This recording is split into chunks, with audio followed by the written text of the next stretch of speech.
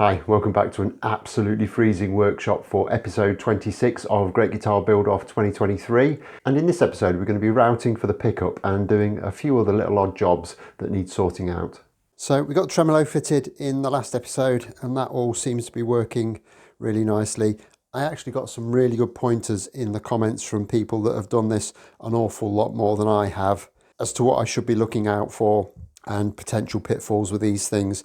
One of the things that was mentioned was to make sure that there's plenty of room in this back route here, because if I have to move these saddles back a long way to get the intonation right, I could potentially be fouling the back of the route with these adjustment screws.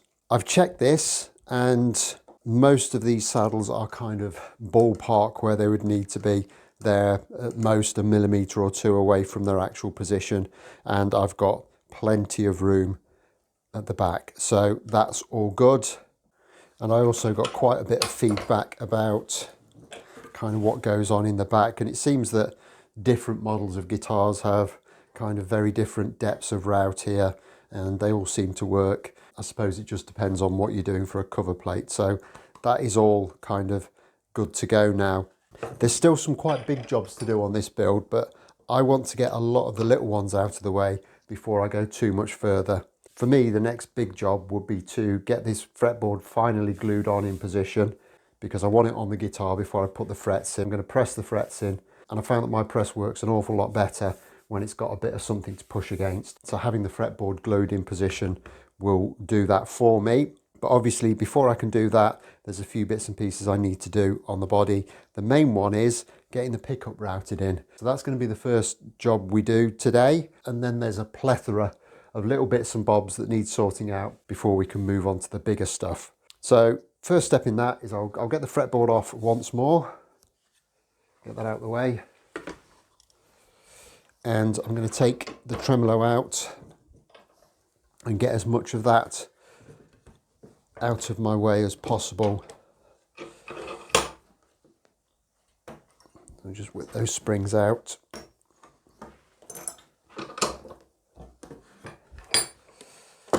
And then that will jiggle free. He said, there you go. And then I'm also just going to take these studs out so they're out of the way too. This is actually the template I've used for both of my last GGBO builds. It's basically humbucker routes, but they're ever so slightly smaller because I'm not going to be using rings on this humbucker. So I want that to be a little bit smaller, so it's a little bit tighter fitting to the pickup, just to give it a neater look. Now, as I mentioned last time, there is a danger of the wood around the two stud locations kind of collapsing into the pickup route if it's too close. I don't think it's going to be a massive problem on this, because actually the way this is configured, there is that extra material in the corner that's just going to bolster things up a little bit. But I think I'm going to kind of come there. I'll square that line across. And I'm just going to kind of sketch that in with a pencil and just kind of visually check what that looks like. I'll even slot the tremolo back in place. And in fact, for what it would take to achieve it, I'm actually going to put as much of this together as I can. So I'll put the body wings on and just see where the pickup sits in relation to where the controls are, how I'm going to drill through control cavities and stuff. So I think it really is worth just taking a minute to set all that up and see what it looks like. And I actually think that all looks very nice. My control cavity ends around about here, so that leaves me quite a nice route through from the pickup cavity for the control wires. So that's good. There's plenty of room to drill through for the power for the onboard circuit and the ground wire to the bridge from here. So that all works out nicely. So I think we're actually onto a winner. And I just think this is all starting to pull together really, really nicely. So I'm going to whip this back to pieces again We'll get this pickup location finalised, get it set up properly, and as always, hog the waste out at the drill press, get the router on, get it all sorted.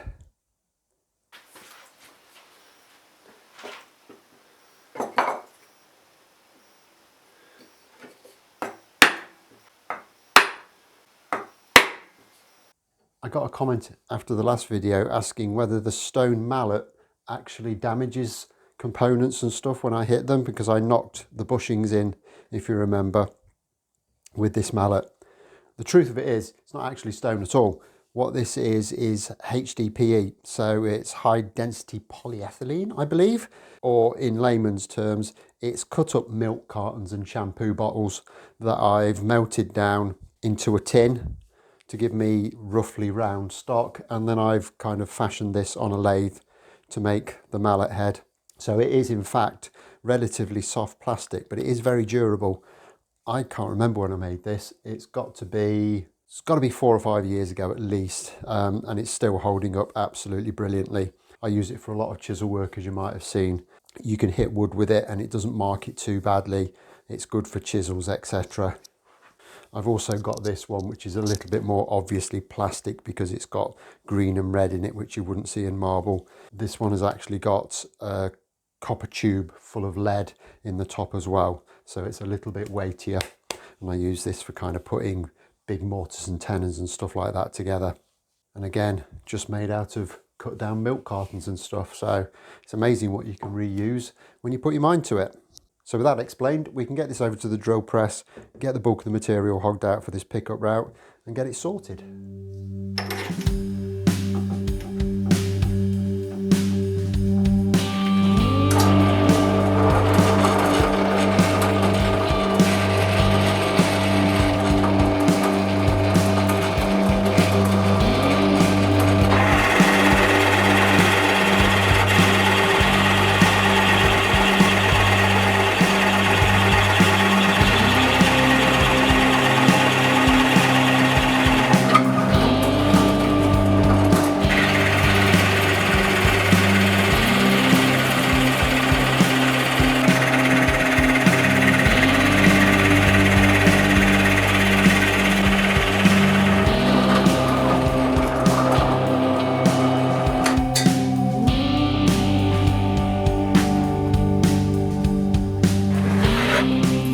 Absolutely love these little shavings with all the little laminations in.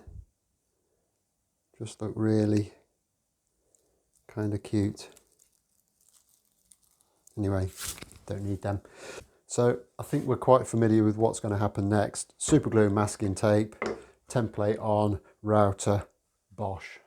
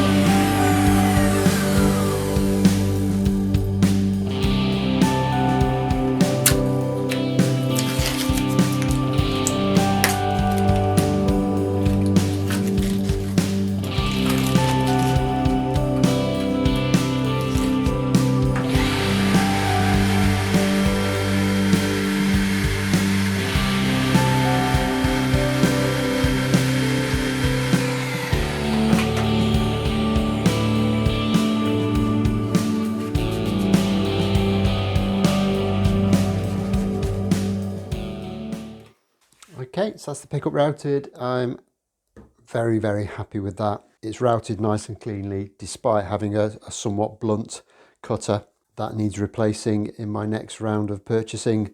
And you might be able to see that it's actually cut through into the black layer of laminate that's there. And bear in mind, that's 0.6 of a millimetre thick, and it's cut through both sides perfectly. So that really was positioned quite well on my part, I must say. Really happy with that. it was very dodgy because it is exactly the width of those black laminates. I didn't plan that particularly well, and if it had been offset one way or the other, it would have just looked really odd, and your eye would have been drawn to the fact that it wasn't routed kind of directly in the center of there. So that's gone extremely well. Very happy with it.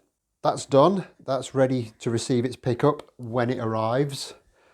Hopefully that's going to be in time for it to be included in this video, but I don't have it yet. So we will turn over and we will turn our attention to another couple of bits.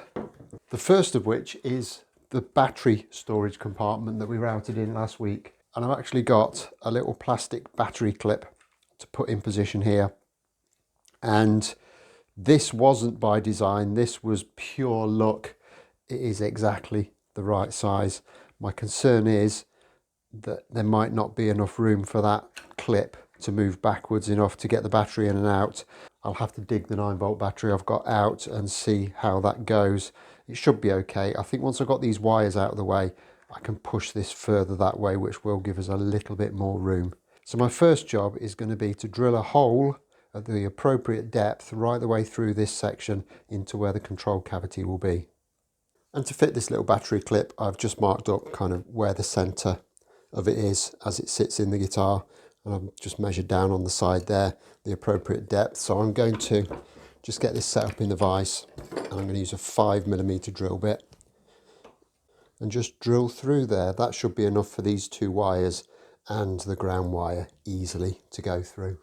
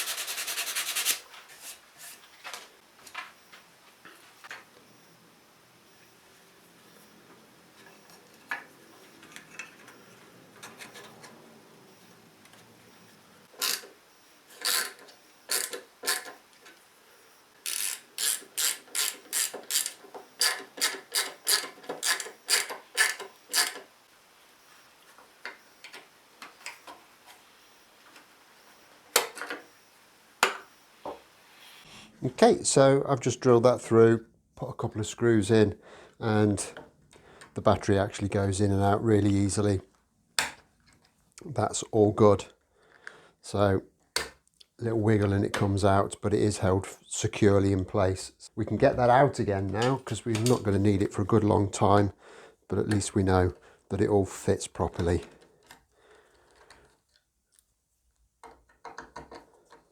And with that sorted out, we can move on to something else. And I'm happy to say, while I've been doing all of this, the postman's turned up with my pickup, so we can do a bit of a reveal as to what it is.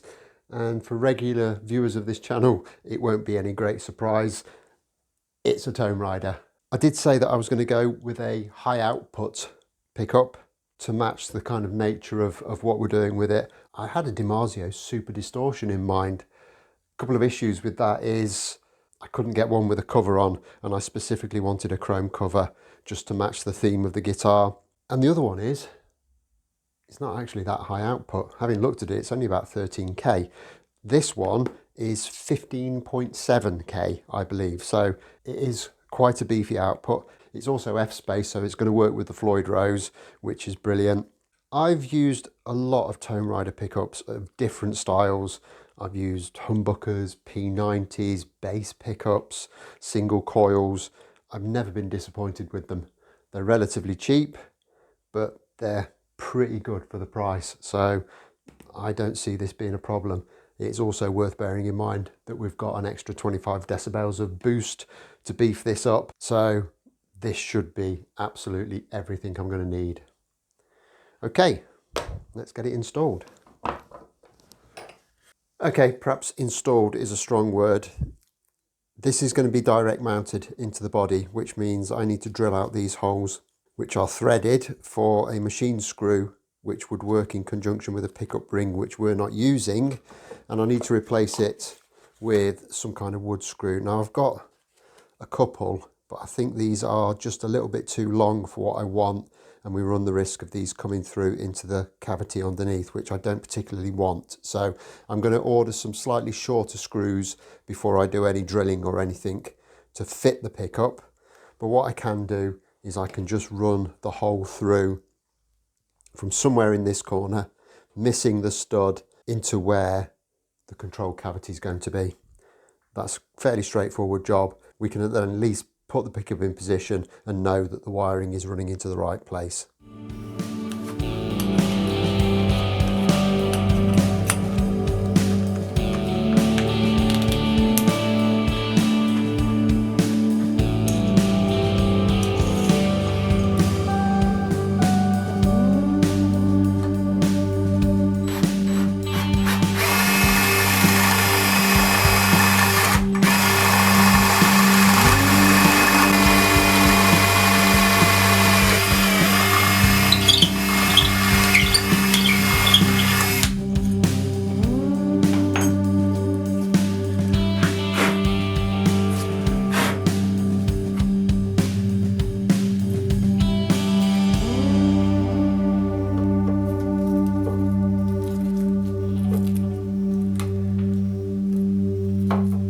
Okay, so that's in. Obviously needs screwing in properly and kind of straightening up and everything in the route, but I'm happy with the way that that's gone.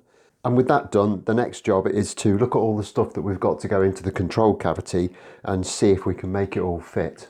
I've got a couple of push-pull pots been delivered along with the pickup, so they're going to go in there. We've obviously got the other potentiometer, which is a part of the circuit that we built, which only leaves one thing, and that's the kill switch.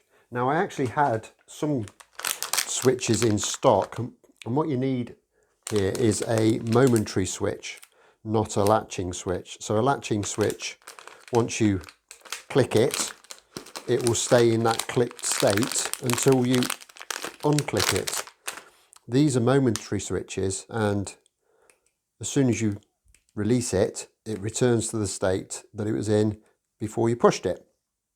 And that's what we want. So we can push the button, it kills the signal, we let it go, signal comes back.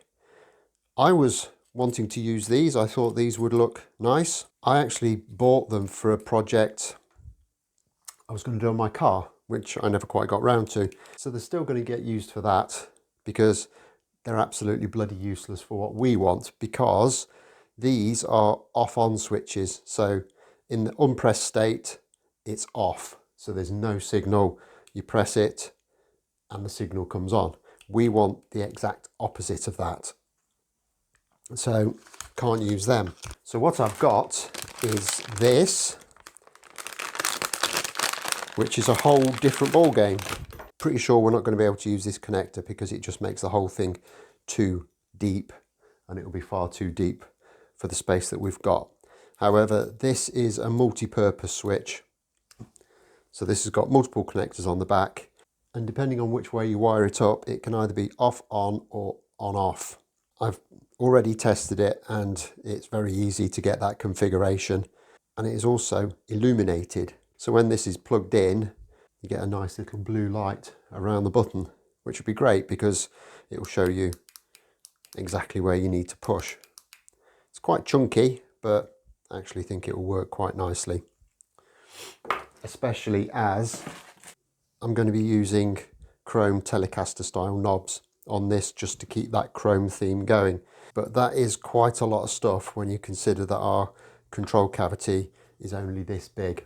So what I'm going to do now is figure out some kind of way so we can mock this all up, just to make absolutely certain that A, it's all in the right place so it's easily accessible, and B, it will all fit within the confines of the control cavity. And I think the best way I'm going to be able to do this is just to kind of mock it up with as much stuff as I can get on at the moment in position. I think the combination of this body shape and the Floyd Rose tremolo is always going to make this a little bit of a compromise, because it's kind of everything's in the way of each other. So it is going to be a little bit of a fiddle to get this to work, but I'm sure we'll be able to manage something. In terms of laying this stuff out, I've got the knobs and I've got a washer that's kind of the same size as that switch we're going to put in. So I'm just going to lay these out in a configuration that I think will work best. And normally the first thing I would want near my hand is the volume control. However, I think in this case it makes a lot more sense to have the kill switch as the first thing you come to. Because even though it might not be the thing you're using all the time, it needs to be where it needs to be. Next up we need volume, then tone's going to be the most used control, and then I think the actual boost circuit, it's going to have a control on it, but I think it's going to be a pretty much, you dial it in and then you leave it alone. Given the shape of the control cavity and what we need to put in it, I think we could put the boost control up there, could put the tone somewhere there, and we can put the volume there. I think that works very well. So with that decided, I'm going to kind of mark my center points for drilling, and I'm also going to mark on the size of the drill bit, because there's going to be 3 different sizes on here and I don't want to get mixed up. So that's a 7mm. These two are both 8mm. And this one is actually 22, which is huge for a control hole, but there you go. I thought I was going to be struggling with that a little bit, but I've actually got a 22mm force and a bit, so we're all good. So I'll get that over to the drill press, get these drilled out and get it all fitted up and see how it works.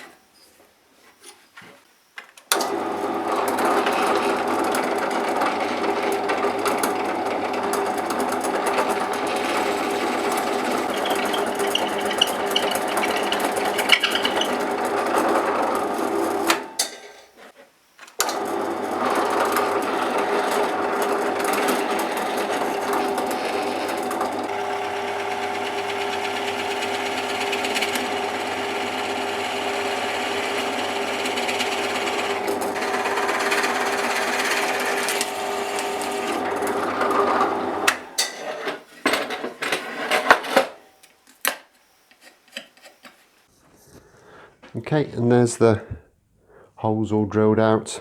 If you're wondering why I rave so much about those FAMAG drill bits, I don't know if you can see there, the inside of those holes where I've drilled right the way through, I didn't back them with anything, I just drilled straight through it, unsupported, and they are as clean on the inside as they are on the outside, and the outsides are very clean indeed. So not cheap drill bits, but absolutely worth every penny. They do an absolutely amazing job.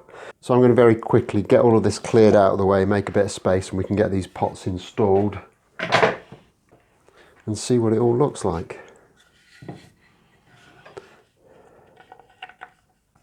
Well, they've all gone in okay. I think they actually look quite nice, and I thought that might look a little bit on the big side, but I think it's okay. I don't think it's a problem. And if we just try and slot it all back together, I actually think that is starting to look really, really nice. Just chuck the fretboard on as well. Yeah, I think that looks really nice. So next up, I think it is time now to get this fretboard fitted and to start getting some frets knocked into it. But that's going to be for the next episode, so don't forget to tune in for that one.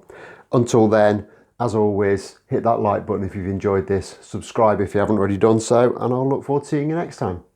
Thanks a lot for watching. Bye bye.